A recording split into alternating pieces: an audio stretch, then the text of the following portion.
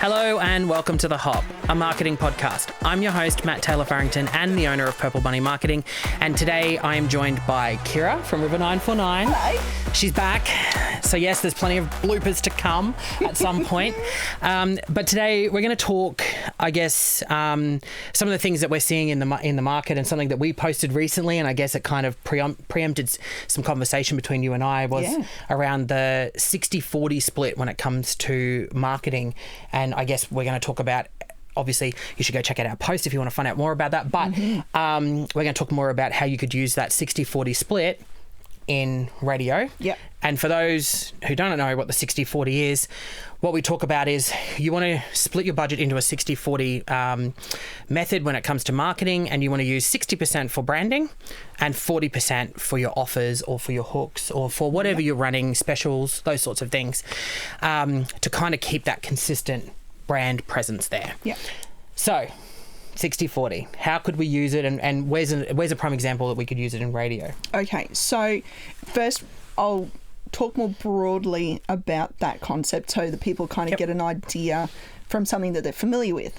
So Woolworths, they market themselves as the fresh food people. Yes. Right. So they spend a lot of their time. This is not a sponsored post. No sponsoring. No. Woolies hasn't given us any money. No. Although if they're looking. Yeah. River 949. Thank you. Yes. So their methodology is very on point with that 60-40 rule. Yes. So they use TV and radio to promote their fresh food persona. Yes. And they do that through fresh market updates. Yep. You've probably seen them and heard them, talking about, apple season or this or that or whatever it Grapes, is. and all the different things coming in and out. Yep. And they're talking about how that's affected stock levels. So it's giving the consumer an insight into, and they're being very, we care, we want you to be informed, very on point branding. Yes. And then they turn around and give you offers through their catalogs, through their rewards app, EDMs, social media.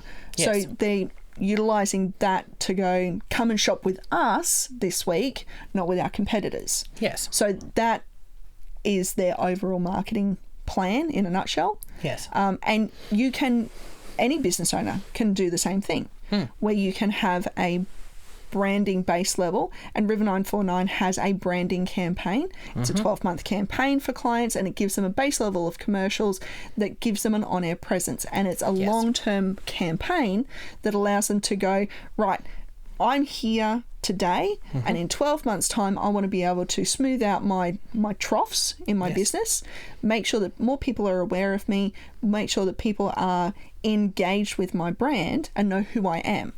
So that's their branding awareness done and dusted. Yes. But then throughout the year, they might turn around and go, actually, we want to run 2 sales per year. And they might pick and refer to a previous podcast. Don't always use the same months. No. Don't train your consumers. Correct. But this year you might go, you know what, we are going to make a big push into, a special time of the year. Let's go. Halloween. Sorry, brain. Yes. Coffee. You need more coffee. Yes, that's exactly right. We might do a big push into Halloween. So we're going to do a massive Halloween sale, and we're going to market that with social media and a boost in our radio. That's a really easy way to actually target your audience and get them to come and buy with you, because they're already aware of your business, they're already aware of your brand and why they should come and shop with you. Now you're giving them the big reason. Yeah, correct.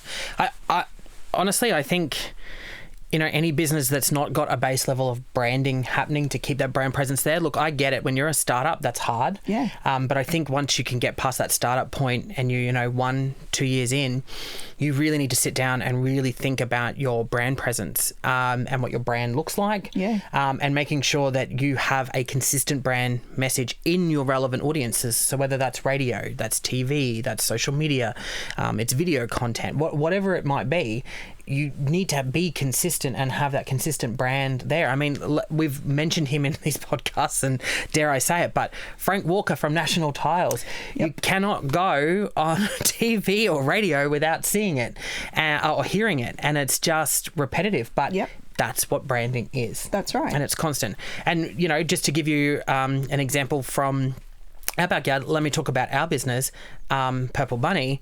Why do you think we're doing the hop? Yeah.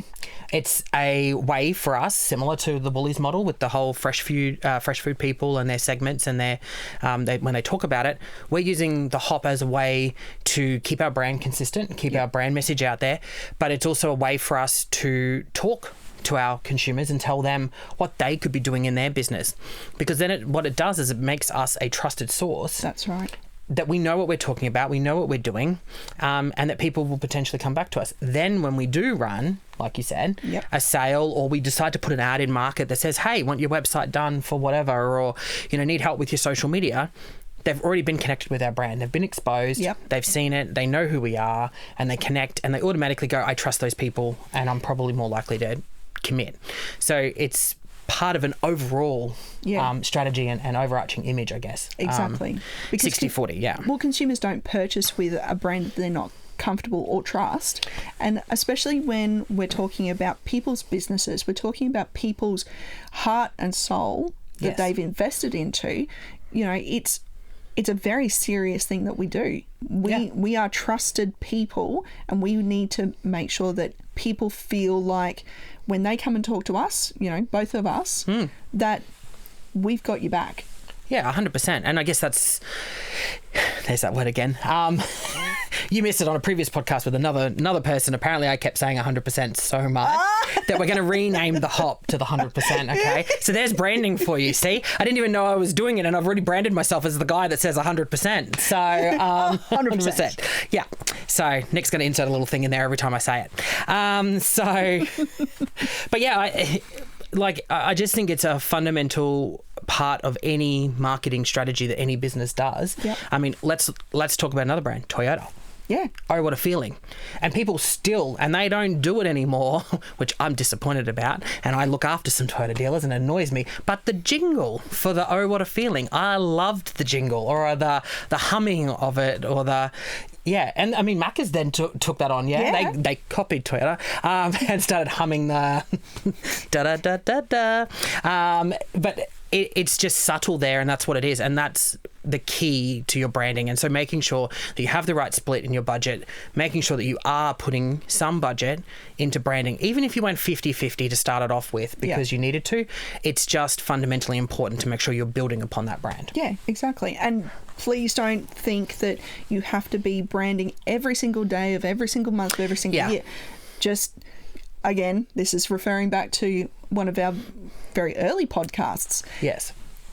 Just talk to somebody who knows what they're talking about. Talk to somebody who can give you some guidance, and work through how that might look. Yep. We've got clients who started out doing a branding message 2 days per week for 2 weeks out of the month.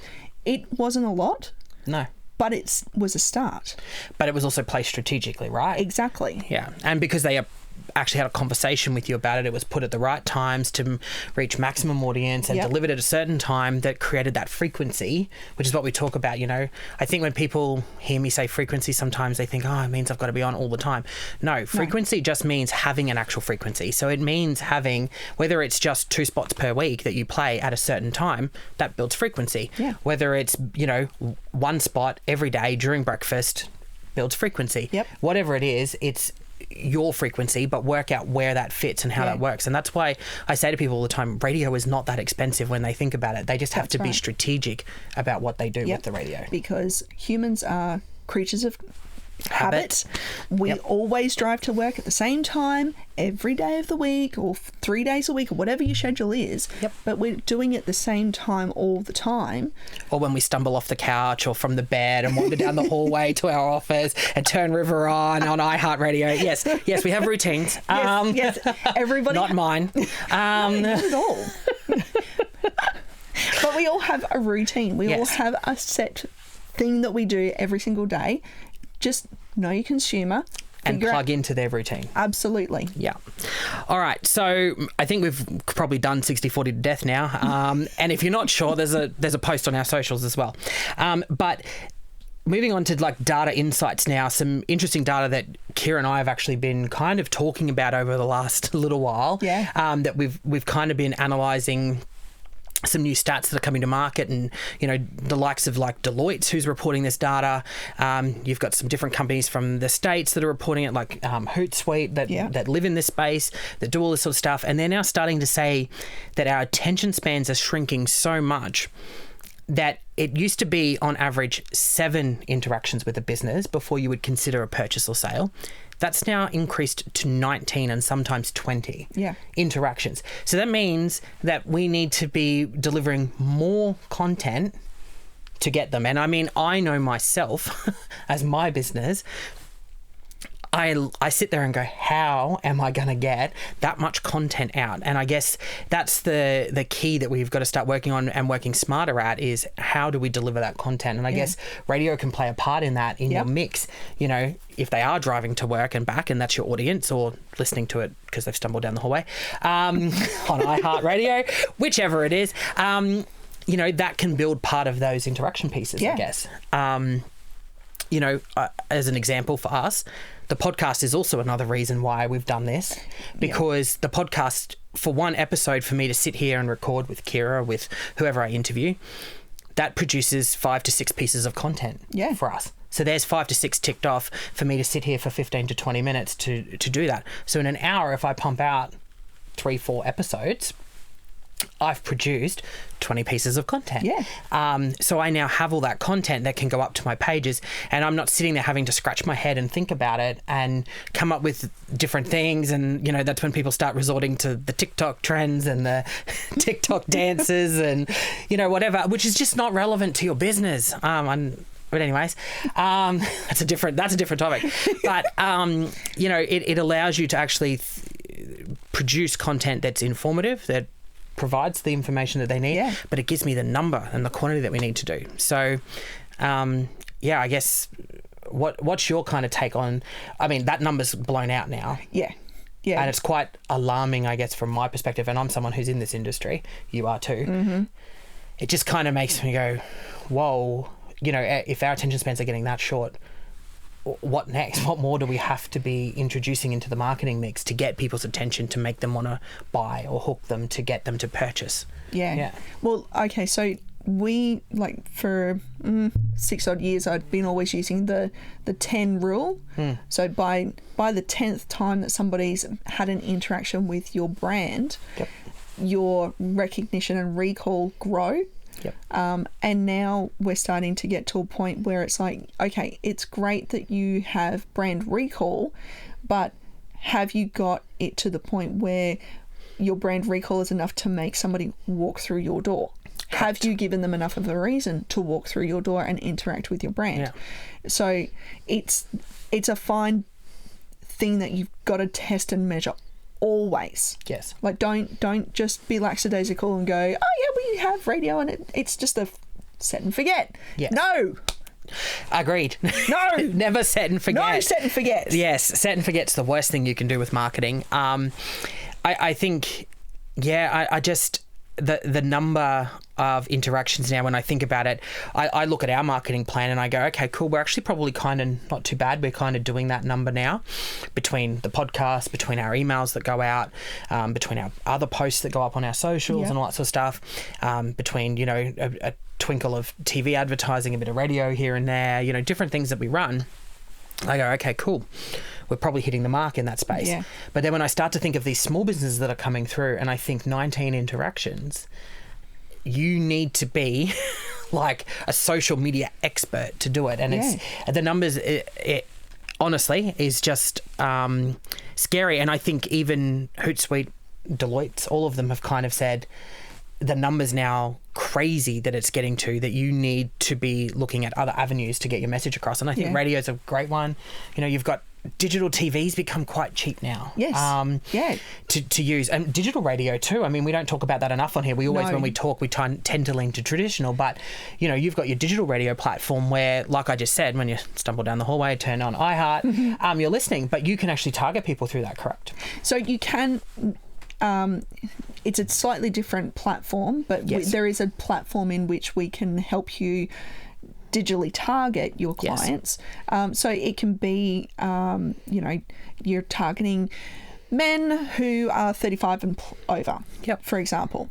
That will then go, right, you know, you're logged into your Spotify account and you're listening to a podcast. It'll deliver you a ad specifically targeted at you. So that's what I mean about getting smarter about how you utilize your marketing. 100%. Because if you don't start to do that, you will become lackadaisical with your advertising. You will become really quite. You'll go, yeah, everything's fine, and you'll wake up one day and go, where's all my business? My pipeline's dried up. Yes. I'm not getting the leads I used to. And it's not something that will happen overnight. At either way. Yes. If you turned around and, you know, we've got this insight now and you go, right, I'm going to make a change. Great. It's not going to change overnight, but it will change. Yes. Give it 3 to 6 months, but keep measuring it. Keep making sure that you're asking all the right questions when people come in and talk to you. Keep asking, get those check boxes when you get your online contact forms. Yes. All of those sorts of things, because everything leads to home, which is your business. Correct. So if you're not making sure that you're measuring that information that's coming into you, how are you going to know what's working and what's not?